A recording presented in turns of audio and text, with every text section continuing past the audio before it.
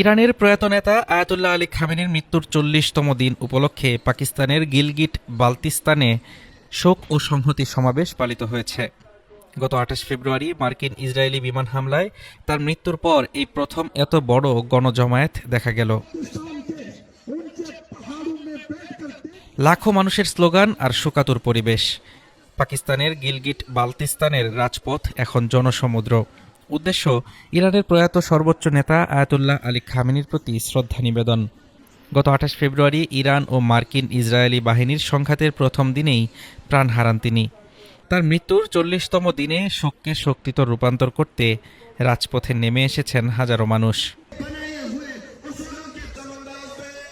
বিক্ষোভকারীদের হাতে ছিল প্রয়াত খামেনি, তার উত্তরসূরি মুজতবা খামেনি এবং প্রয়াত প্রেসিডেন্ট ইব্রাহিম রাইসির ছবি।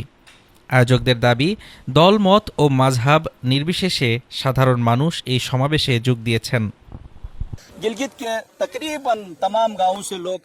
গিলগিটের প্রায় সব গ্রামের মানুষ এখানে সমবেত হয়েছেন। কোনো অতিরঞ্জন ছাড়াই বলা যায় যে তারা সকল সম্প্রদায়ের প্রতিনিধি। আয়াতুল্লাহ খামেনি এবং এই অঞ্চলে ইসলামের জন্য যারা প্রাণ উৎসর্গ করেছেন তাদের প্রতি শ্রদ্ধা জানাতেই আমাদের এই জমায়েত।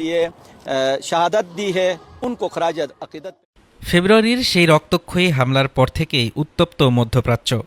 খামেনির মৃত্যুর পর তেহরানও বসে থাকেনি। ইসরায়েল ও মার্কিন স্বার্থ লক্ষ্য করে পাল্টাপাল্টি হামলায় কেঁপে ওঠে একাধিক উপসাগরীয় দেশ। তবে বর্তমান পরিস্থিতির জন্য ইসরায়েলের উস্কানিকেই দায়ী করছেন বিশ্লেষকরা।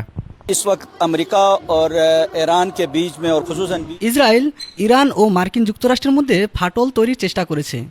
ইরান তা অত্যন্ত পরিপক্কতার সাথে মোকাবিলা করেছে। এই জটিল ভূরাজনৈতিক পরিস্থিতিতে ইরানের ভূমিকা এখন বিশ্বজুড়ে স্বীকৃত। যুদ্ধাবস্থা নিরসনে গত ৮ এপ্রিল ২ সপ্তাহের একটি শর্তসাপেক্ষ যুদ্ধবিরতিতে পৌঁছায় ওয়াশিংটন ও তেহরান। বর্তমানে পাকিস্তানের মধ্যস্থতায় ইসলামাবাদে দুই পক্ষের মধ্যে আলোচনা চলছে। যদিও খামেনির দাফন বা জানাজা নিয়ে তেহরান এখনও কোনো আনুষ্ঠানিক ঘোষণা দেয়নি। তবে গিলগিটের এই সমাবেশ জানান দিচ্ছে সীমানা ছাড়িয়ে তার প্রভাব কতটা গভীর।